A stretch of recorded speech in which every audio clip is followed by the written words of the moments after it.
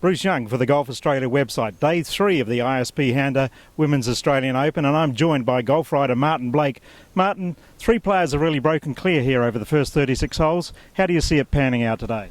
I think, Bruce, they can probably get to about 20 under today. The scoring conditions are fantastic out here at Royal Canberra. The greens are quite soft. There's no wind at all. So those 2 or 3 leaders are going to be pretty hard to reel in, I think. An interesting mix, really, isn't it? Uribe, a former US amateur champion, an emerging player on the LPGA Tour. G.A. Shin, a former world number 1, and of course the stunning, unbelievable Lydia Ko. It's an eclectic mix, you might say.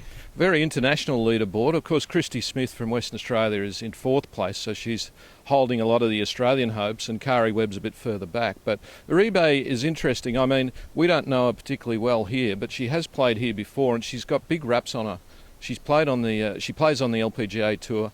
She's a very exciting young player, 22 years of age, from a country that doesn't have many golf courses, which is interesting. Of course, they had Camilo Villegas on the men's side, and they've got 4 players on the LPGA too. But she's a very exciting player. And G.A. Shin, of course, we've seen she's just a top-class player, coming back from a hand injury last year that really hampered her. She's one of the best players in the world. And Lydia Ko, I mean, what can you say? Well, what can you say? Uribe is a player that's really had a best of 7th on the LPGA Tour. I know she won a lesser event down in South America, in Brazil at one stage, but this is a big test for her this weekend, you would say. But in many ways, I think we're probably looking towards G.A. Shin and Lydia Ko to perhaps emerge by the end of the day as the potential contenders for tomorrow. Certainly, they've got very similar games, Martin.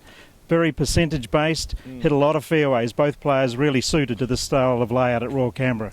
Well, it's interesting, Bruce, if that happens, because last year at the Canadian Open, of course, Lydia Ko became the youngest ever winner of an LPGA tournament in Canada, and she went down the stretch with G.A. Shin on that occasion, and Shin spoke about that yesterday, about how similar their games are. I think a lot of the other players are just stunned how calm and reassured this young teenager from Auckland is. She's quite an incredible player. I hope people come out and watch her, because she could be something incredible. Well, I think unless Christy Smith emerges as a potential contender by the end of the day, the Australian fans will really get behind Lydia Ko. They love her, don't they? They've adopted her. A Kiwi has been joined the Australian brethren, really. She's very popular. She's a good personality. She speaks well. She's very articulate, and she can really play the game.